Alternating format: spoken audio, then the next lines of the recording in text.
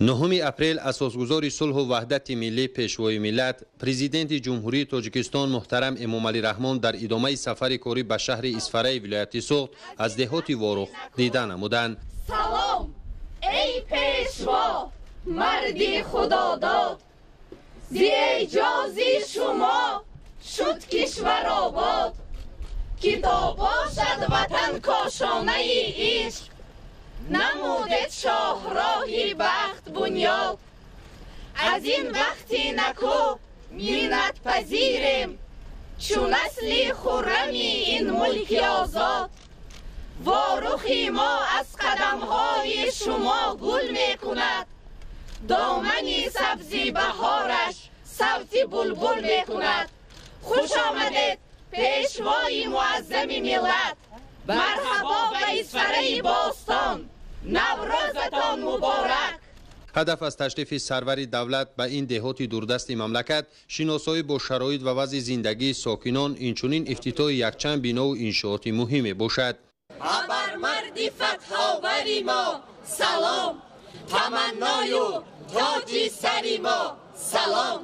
چون اصلی سالمی دوران وحدت، کشایم رهزی میدان تا به کیهان. از این اجازتان در ده واروخ، شود تولید صدها مردی میدان. زیهی ای صدری سرتاپا جسارت، زیهی ای مردی سرتاپا مهارت. خوش آمدید پیشوای معظم ملت. پرزیدنت جمهوری تاجیکستان محترم امامعلی رحمان در دهات واروخ شهر اسفره نخست مرکز فرهنگی فراغتی و ورزشی شیرین را مورد بهره برداری قرار دادند.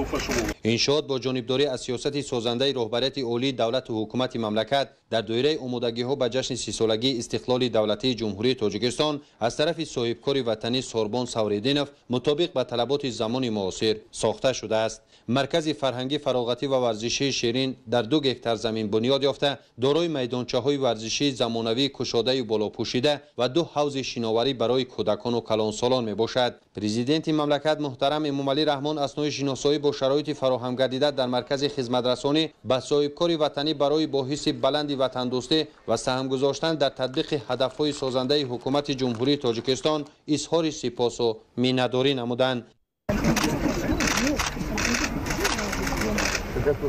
بخشیده به جشن 30 سالگی استقلالیت جمهوری تاجیکستان، ما صاحبکاران جماعت دهات واروخ یک مرکز فرهنگی فراغتی و ورزشی را ساخته سپاریم. ما صاحبکاران جمهوری تاجیکستان سهم خود را در آینده به انکشاف و گلگشکوفی تاجیکستان عزیزمان میگذاریم.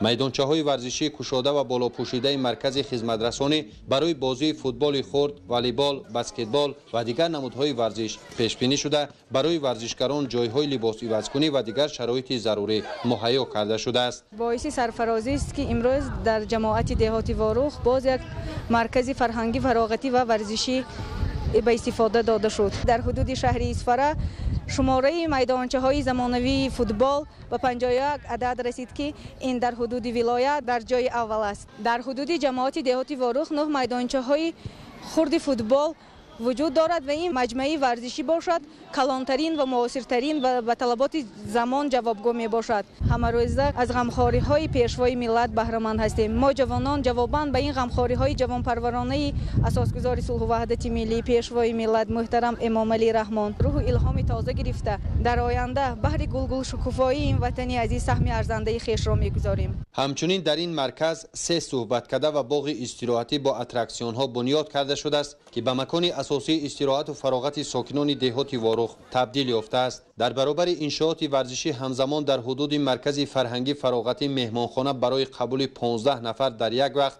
نقطه خوراک عمومی و شستشوی واسطه‌های نقلیات ساخته شده است. مرکز فرهنگی فراغتی و ورزشی شیرین با خرج بیش از 2 میلیون سومانی بنیاد گردیده است. در دایره تدبیر اندیشه‌های حکومت مملکت جهت به شغل دائمی فرا گرفتن اهالی در انشاءات نوبنیاد بیش از 30 نفر ساکن محلی با جای کار دائمی و معاش خوب تامین گردیدند.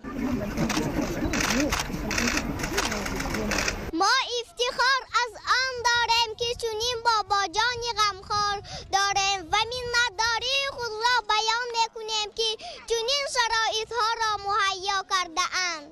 تو آمدی با میدان ای پیشوای ملت، گشتی برای سختی مشکل کشای ملت، ای قهرمان ملت، زار و توان ملت. سیاست پیشوای ملت است که در چنین دهه دوردست مرکز فرهنگی و فراغتی بنیاد گردیده است. من با افتخار از وطن و ملت تمدن ساز خود و با شکرگزاری از صلح و ثبات استوار از نام خودم و از نام اهل مادران شهر و دهات اسفره منتداری خود را به اساسگزار صلح و وحدت ملی پیشوای معظم ملت پرزیدنت جمهوری تاجیکستان محترم امام علی رحمان میرسانم.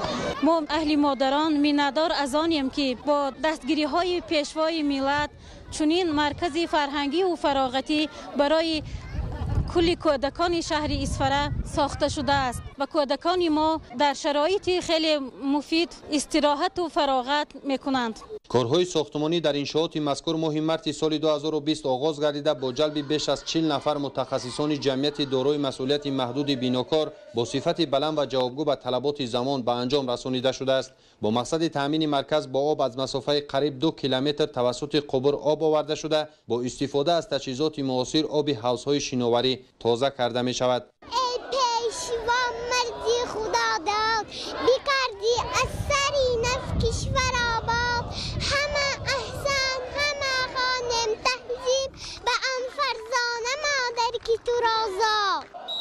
حکومت جمهوری تاجیکستان از روزهای اول استقلال دولتی در دایره تطبیق برنامه‌های گوناگون با مقصد عمومی‌گردانی ورزش و ترغیب طرز حیات سالم در همه شهر و ناحیه‌های مملکت بنیاد و مورد استفاده قرار دادن چنین انشاءات زمانوی برای نسل جوان و آینده‌دار ملت شرایط مساعد فراهم آورده است. مرکز فرهنگی فراغتی و ورزشی شیرین در زمین بیکار خوابیده بنیاد کرده شده است.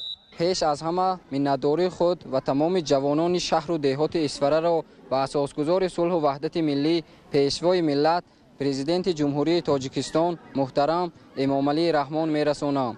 زیرا امروز با دستگیری پیشوای معظم ملت مرکز ورزشی زمانوی در دهات وارخ به استفاده داده شد.